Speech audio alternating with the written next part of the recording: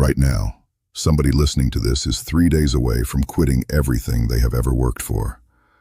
They haven't told anyone. They are smiling at work, laughing at dinner, and acting like everything is fine. But at 2 in the morning, when it is just them and the ceiling, they are asking a question they are terrified to say out loud. What if I'm just not built for this? If that is you, I need you to stay right here, because what I am about to tell you is not what your motivational playlist says, and it is not what your friends say when they are trying to be nice. It is the truth. It is the raw, uncomfortable, life-changing truth about what happens when everything falls apart. By the time I finish speaking, you will understand something that took the greatest people in history decades to learn. What feels like destruction right now is actually construction. The version of you crying on the bathroom floor, staring at your phone waiting for a call that is not coming, or feeling like an absolute failure, that version of you is not the end of your story. That version of you is the beginning. We all know that feeling when you wake up in the morning and, for one beautiful second, you forget. For one fleeting moment, everything is fine. And then, it hits you. The thing you lost. The relationship that ended. The business that didn't work out. The dream that is starting to look like a joke.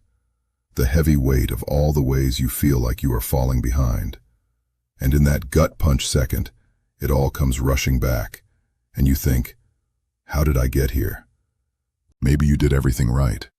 You worked hard, you stayed late, you were loyal, and you showed up every single day, and it still didn't work. Or maybe you made mistakes. Maybe you chose wrong, trusted the wrong person, or walked away from something you should have stayed for. And now you are sitting in the ruins of the life you thought you were building. Either way, you feel that hollow, heavy weight in your chest. I am not here to pretend those questions don't exist. I am here to answer them. Consider the story of a man named Michael. At 31 years old, his life had completely collapsed. He lost his business. 3 years of his life, every dollar he had saved, everything he had bet on, gone. It wasn't because he was lazy. He worked 18-hour days, missed his sister's wedding for a product launch, and sacrificed his relationships, all for a dream that ultimately failed. When it was over, he sat in an empty office, the chairs sold, the computers gone, and just stared at the wall. He was too empty to even cry, wondering if he had thrown his whole 20s into a bonfire. That night, he drove home and sat in his car in the driveway for 45 minutes because he didn't know how to walk inside and face his family. But then, the front door opened. His 4-year-old daughter came running out in her pajamas, arms wide open, screaming, "Daddy!"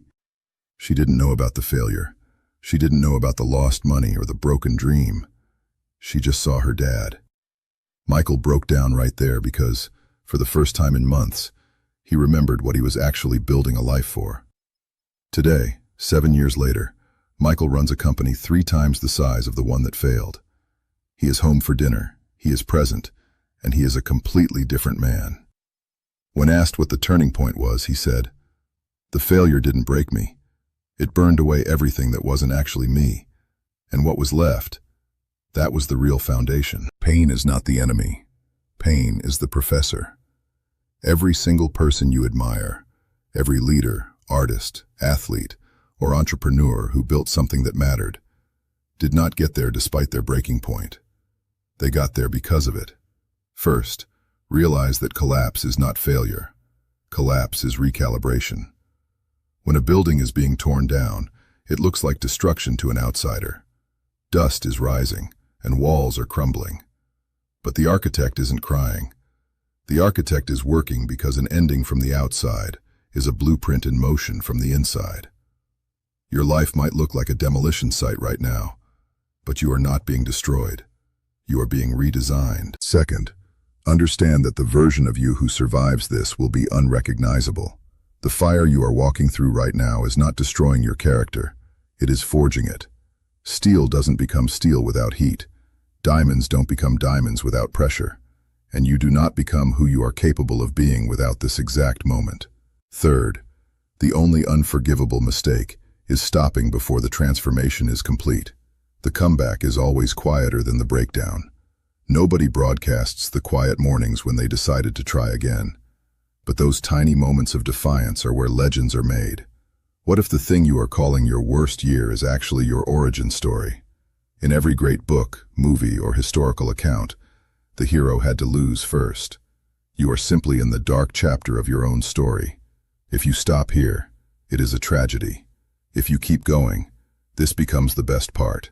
To move forward, you need a map, not just inspiration. Start by managing your grief rather than outrunning it. When everything falls apart, people tend to bury themselves in work or distractions until the pain catches up to them at 2 a.m. Instead, give your pain a time slot.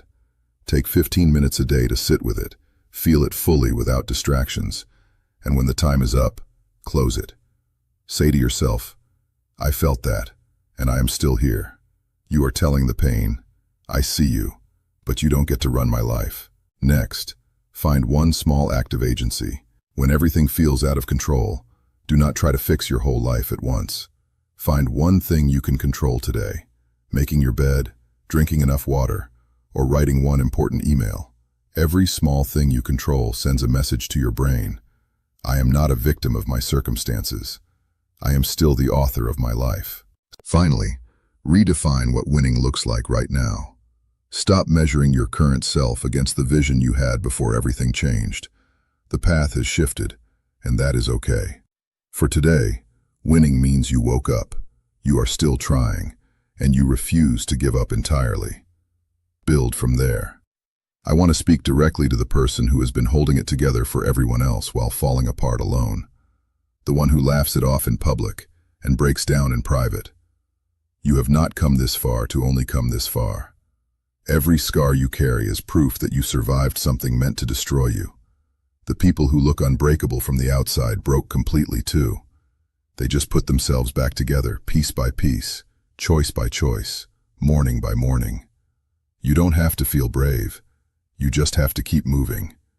You don't have to have it all figured out. You just have to take the next step. The world does not need a version of you that never fell. The world needs the version of you that fell heavily, painfully, and got back up anyway. Tonight, before you go to sleep, ask yourself one question. What would I do tomorrow if I actually believed the hardest part was already behind me? Let that question live somewhere quiet in your mind, because the hardest part truly is behind you. You just can't see it yet, but you will. Get up. Keep going. The world is still waiting for what only you can build.